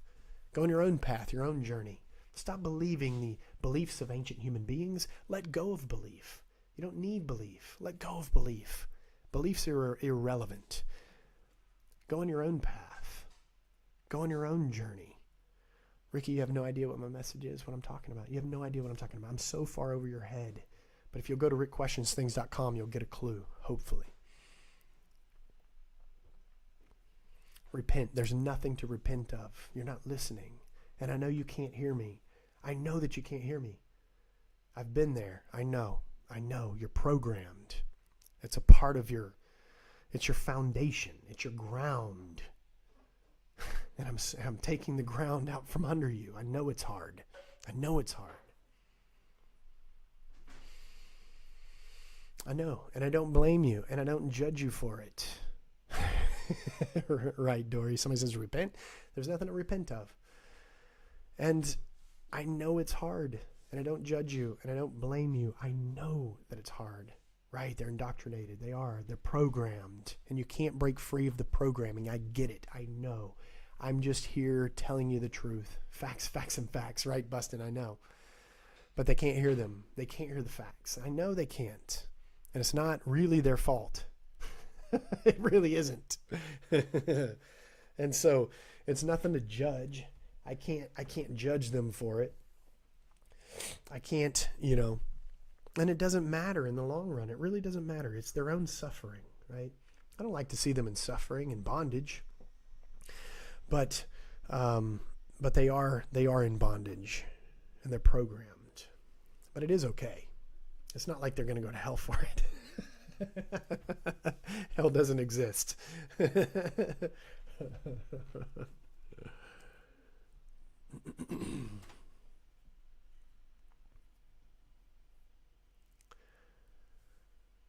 But I do know I've been resurrected. It's really not the big of a deal.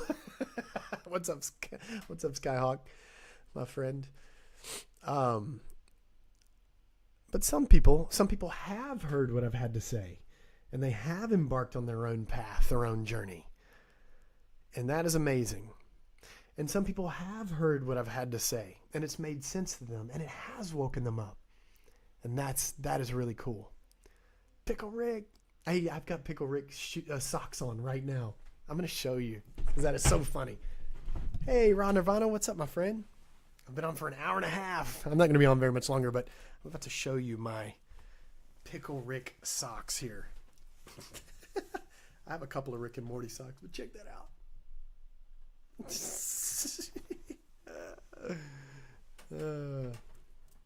I love Rick and Morty. So good. They'll wake up when they're ready. Exactly. Think little baby Jesus in the real. Right. They will. They'll wake up when they're ready. And if they don't, it's fine. It's fine too. You can remain asleep or you can wake up. And either way, it is what is.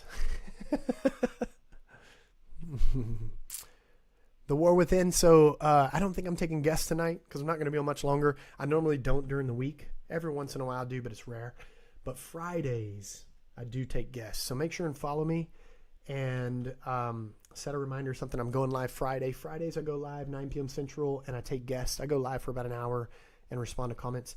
And then after about an hour or so, about an hour. I usually do about an hour right on. And then I start taking guests. But I'm interested in genuine, sincere conversation.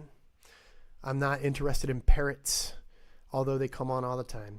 I'm not interested in the parroting apologetics, although they come on all the time, and I respond to them.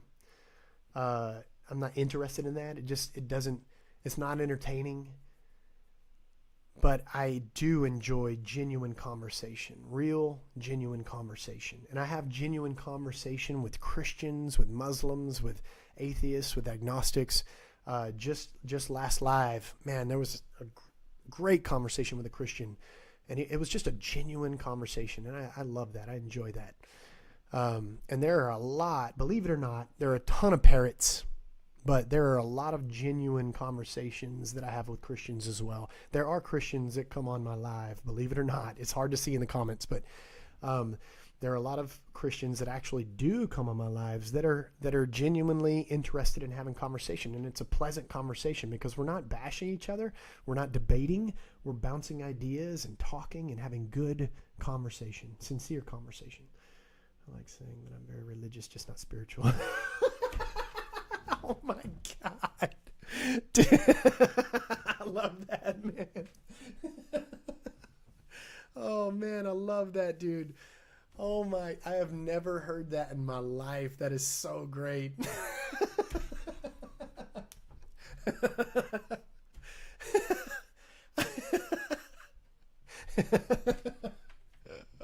Or you can say, it's not about relationships, it's about religion.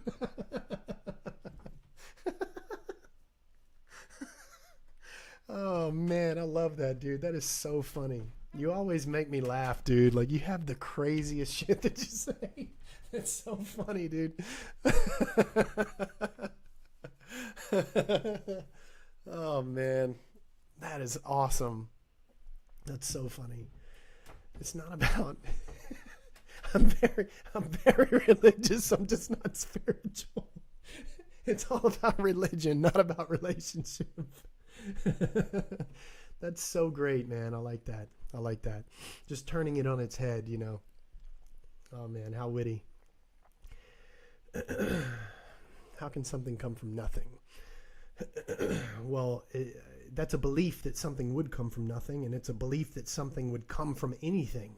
So it's just a belief. And what I've said earlier, and you probably weren't on, but I'm glad that's a good question. When you are aware of the moment fully, then you have no beliefs, and beliefs are irrelevant. You don't have to ask those irrelevant questions, right? So where did everything come from? Because that's a religiously motivated question, and it's a question that arises out of not being present, not being aware of the present. You're thinking of philosophical concepts, you're thinking religiously motivated thoughts. And I don't mean you specifically.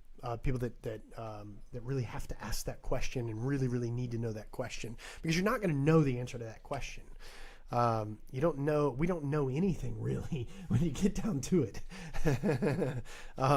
because it's a question that evokes the imagination and religious belief, right? In order to answer it, because none of us can escape the present moment and figure it out by traveling to the creation of whatever, right?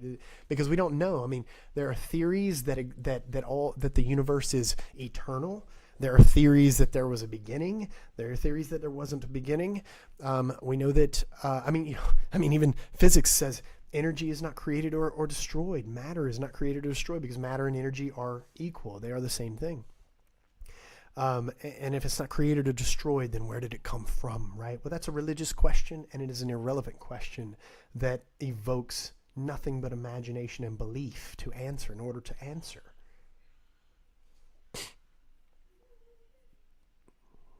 And so if you are fully aware of this moment, belief becomes irrelevant. You don't have to believe anything. I don't believe anything. I don't believe anything. And despite my name, Rick Questions Things, I have no questions. I wrote about that. I took like a 7-month break from TikTok and writing and making anything. And I just took a 7-month break. And then I came back and I wrote a post called 42 in the end of all questions, 42 in the end of questions, or something like that. And just questions are irrelevant. They've become irrelevant to me. They really have. Especially those religious questions and religiously motivated questions, or questions that have nothing to do with this moment, that have nothing to do with the nature of reality, which is right here, right now, existence. I am existence. I am this moment. It's inescapable. I am this moment. Everything is energy, the energy of the cosmos. We are the waves of the ocean of being. These are all analogies of reality, which makes us the ocean of being itself. You're not separate. Waves aren't separate from the ocean. They are the ocean. And I am a wave of the ocean of being, which makes me the ocean itself, and you. TikTok needs a create.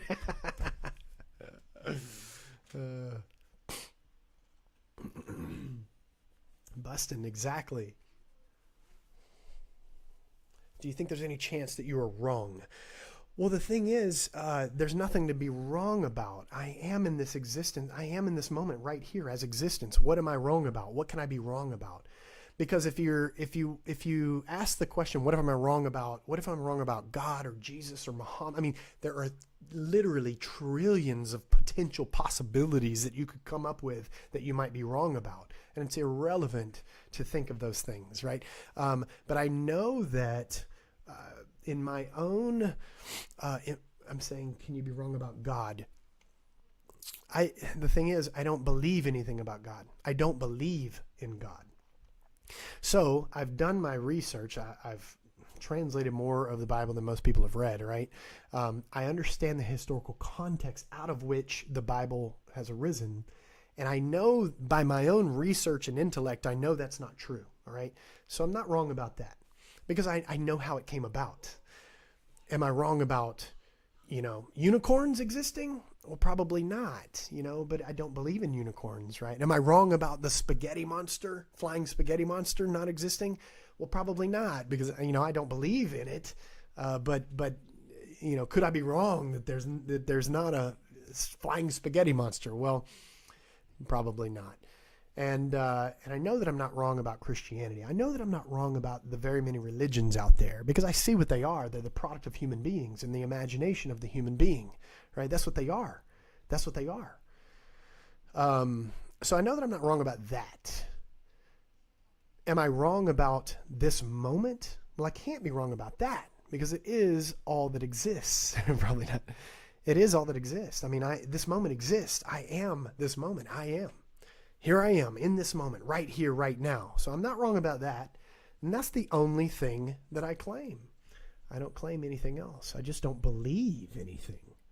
So I don't believe in God. I don't believe in your God or any other people's gods. I don't believe in the Islamic God, the Muslim God. I don't believe their God. I don't believe in any gods that are separate entities out there, because those are just the fabrication, the product of human imagination. They are made in the image of man, of human beings. Humans aren't made in the image of God.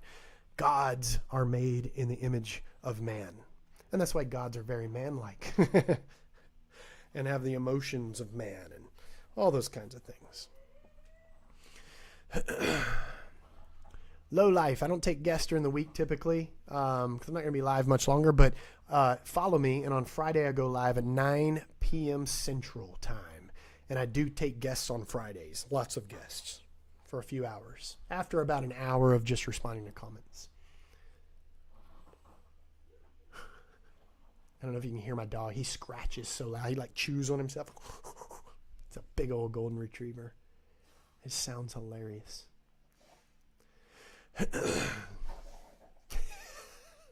Astro. What's the matter, buddy? He's got so many allergies. There's an abundance of evidence for Christ, but there's really not. You believe there is because you've been told it, but there's really not. There's really not. You would be shocked. You would be shocked. That right there, Pindy, how do you make sense of the apostles going to their deaths, claiming Christ rose from the dead? That is a belief. Those are traditions. There's zero eyewitness evidence at all of how the apostles died. If you look it up, you actually do the research. You've been told about it. You've been told about it and you believe it. But if you, do you wear pants on Friday? But if you actually look into it, there are myths about how the apostles died, not truths. They are traditions. They're traditions, not truths. They're only traditions, and you believe them. Yeah, fairy tales. Exactly. They really are. Yes, you don't believe in anything. You're just existing. Interesting. Yes, I don't believe anything because in this moment, belief is irrelevant. You don't have to believe anything right here, right now. There is existence here, right now. I'm inseparable from it. I am existence. Existence is me, and so are you. And the illusion of separation makes us think that we are separate individuals, separate entities, and we're not. We are all the same stuff. We're all existence. We're all the energy of the cosmos. That's what we are. And separation is an illusion. That's not a belief. It is what is. It's what is. We know that even if you just get down to the stuff that we're made of, we're all made of the same atoms. And then you dig down deeper into the atoms, and really it comes down to space. We're made of space. But we know that matter is energy, and energy is neither created or destroyed, and we are energy. We're the energy of the universe. We're the energy of the cosmos. We are existence itself. So we transcend the beliefs that people hold, because beliefs are irrelevant to existence. Yeah, vibrations is what we are, right? Waves, literally waves of energy. And we're the waves of the ocean of being, which makes us the ocean of being itself. And so there's nothing to believe if you're aware of the present, fully aware of the present moment as all that is. Certainly not the But go to rickquestionsthings.com. You can read what I've written about all this kind of stuff, about my departure from Christianity, why Christianity isn't true, why I don't claim any labels. I don't claim to be an atheist or a theist or anything. I don't label myself either. I talk about the deep truth of reality, the nature of existence, non-duality, the illusion of separation, living in the present, all kinds of things. So go to rickquestionsthings.com. You can read the stuff there. And yes, same. And you can also get some really cool merch and swag that I create. I create a bunch of cool shirts too, and stickers.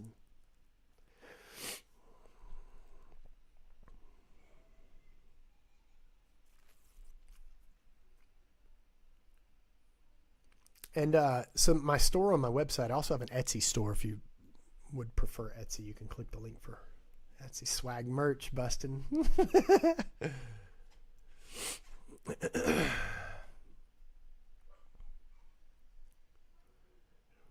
Actually true. That's so funny when people say this. You want people to read your stuff and merch and swag so you can make money. Well, doesn't your preacher make money just by you sitting in the pew handing him your money? It's not a bad thing to make money doing what you love. And I love to write about these things and speak about these things, and I love to design things like shirts. I also am a teacher. I teach computer science and entrepreneurship, and I also make money for teaching. So what's wrong with that? It's okay for your preachers to do it when they're preaching lies, things that aren't true. I love when people say it. It's hilarious. It's so hypocritical. I'd love to be able to pin comments. preaching the truth. This is the truth, isn't it? Oh, the Word of God. Yikes, that's a belief. So it's not true, it's a belief. It's a belief. It's just like saying Harry Potter is true. All right. Just slowing down here. Belief isn't a statement of belief in a fact. Belief isn't a statement of belief in a fact. I don't know what that means. Sorry, I'm trying to... Oh, is a statement of belief in a fact. Okay, gotcha. Is a statement of belief... Wait, is a statement of belief in a fact? I'm not sure. I don't know what you mean by that. I'm trying to understand it. I'm trying to respond to it.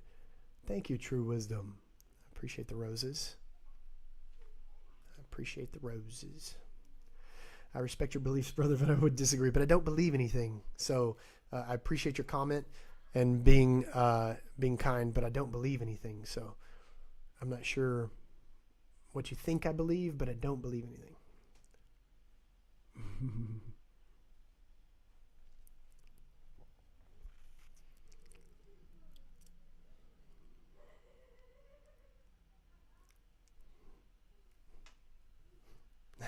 Thank you, Lord Scales.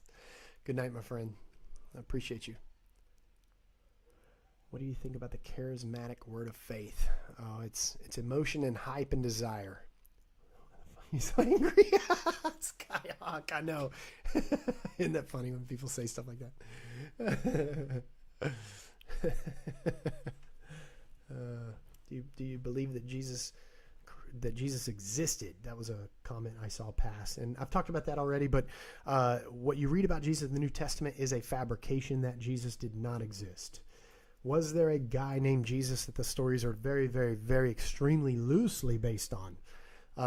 Possibly. Could have been. It doesn't matter, really, because what we read about that Jesus in the New Testament is not true. It's fabrication. It's written well after the fact. And it has a design and a motivation. And the motivation is to explain why Jerusalem was destroyed in 70 CE and why the temple was destroyed in 70 CE and why Israel was once again led into captivity by the Romans. That's why those stories about Jesus came to be what they are.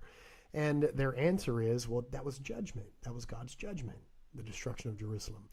And I write about all those things. I have a post called Matthew 24 and the Coming of Jesus.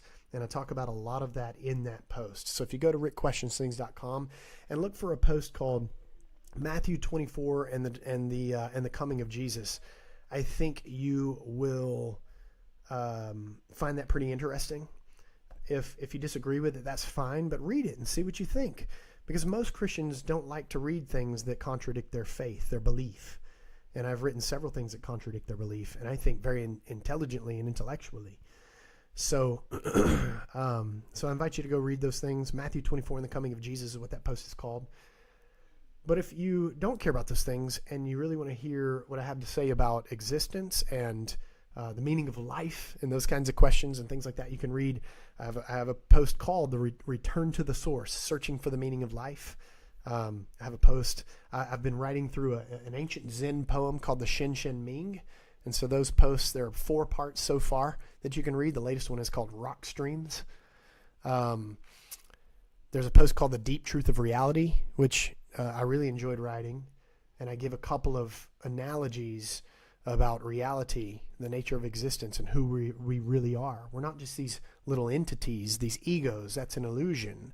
We are existence itself. You are existence. The separation that we believe exists is an illusion. Separation is an illusion. I am not a separate entity. You are not a separate entity. Things aren't separate entities. It is all existence. It's all the continuous interconnected, inseparable flow and process of energy. It is all that exists is existence, and you are it. You're not separate from it. That's who you are. You really are, is existence itself. And so I talk about that in the deep truth of reality. And of course, again, I have the posts about coming out of Christianity, recognizing and realizing intellectually that it isn't true, why Jesus is not coming back, why I'm no longer a Christian. There's a post called Why I'm No Longer a Christian. So I write about all kinds of stuff. And then the labels, why I don't label myself. There's a post called Beyond the Dance of Atheism and Theism. And that's why I don't label myself. I kind of talk about it there. Living in the Present. I have a post called Living in the Present. You can read about that as well.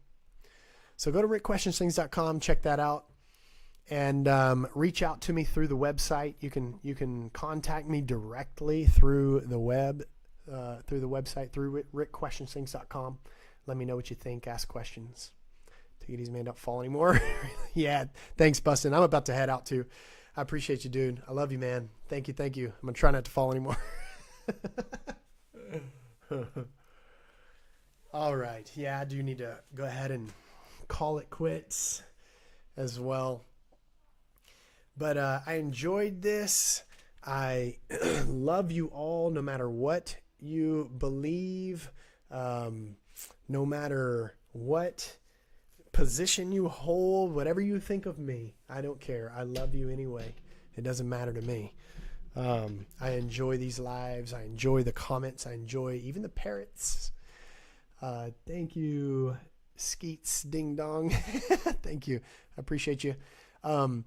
Make sure you follow me because I do go live on Fridays. Every Friday, typically. If I don't get to go live on Friday, I go live on Saturday. But mostly it's Friday. That's my regularly scheduled program. Friday, 9 p.m. Central. And I take guests. You even enjoy my comments. I love your comments, dude. Let's see. I was saying you can go live with me. I do about an hour of responding to comments, and then I go live with guests for a few hours. So follow me and look for me Friday, 9 p.m. Central. But I also probably will go live during the week again. It's just a spontaneous live, though. I decide like just right in the moment. I think I'm going to go live tonight, and I'll go live around 9 p.m. Central during the week as well, like tonight. And but I'll see you Friday for sure as well. Go to rickquestionsthings.com. Read what I've written. I'd love to hear your thoughts. Seriously appreciate you. Thank you, Skyhawk. I do too, man. I appreciate you as well. Thank you very much. I love that you were here. You crack me the hell up. I love it, dude. Just fucking hilarious. Balrog, I love you, my friend. It's always good to see you as well. I know what it's like for you. Yeah, Silver. Thank you, Skeets. I'm just going to say bye to some people in the comments here as I see them roll past. I appreciate all of you sincerely. I really do. Thanks for being here. Pretty fucking funny. Bye-bye. Hello, Mar, and goodbye. I'm signing out. See you Friday, Brent. Good. Ditto. Rod Nirvana. Yes. Thank you, my friend. I love seeing you here. It's fun. What I used to be, not in faith. Disagree, but respect you. I respect you too. Thank you. Have a good night as well. Thank you for saying that. I appreciate your kindness. Thanks for being frank. Same to you. Bye, Angie. I appreciate you. Good night, Skyhawk. I love you, my friend. Thank you.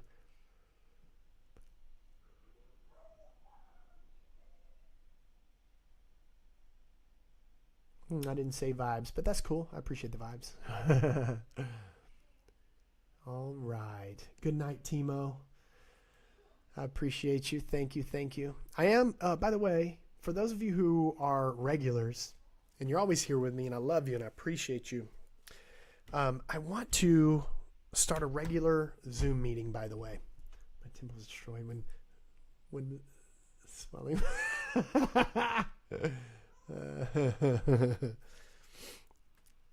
See you, Silver. Xander, what's up, my friend? Thank you so much. It's always good having you here as well. Thank you so much, my friend. I appreciate you. Let me know when you on so you can. Oh, so you keep on trying to convince what I was once a non-believer. That's awesome. Once that went down, it was destroyed. It disappeared. Caleb, I don't mock anybody. I'm sorry you felt that way, but I really don't. And I love you. Like online church without the religion. And the beliefs without the beliefs. Thank you. Ulysses. Nice talking to you as well. I'm not saying. Oh, good. Yeah, I wasn't mocking Jesus either. I just don't believe. Therapy. That's right. Yeah, exactly. All right, guys. I love you, and I appreciate you. Have a good night. Go to rickquestions.com. Reach out to me there if you want to, and I will see you on my next live. I'm probably going to go live again this week, and then I'll see you. Thank you, Timo. My Christian things is all right. I know. I try to be. I feel like I'm respectful. But all seriousness aside, but I'll see you also on Friday. Okay. On the other hand, man, mocking Timo. All right. I love you guys. Good night. I'll see you very soon.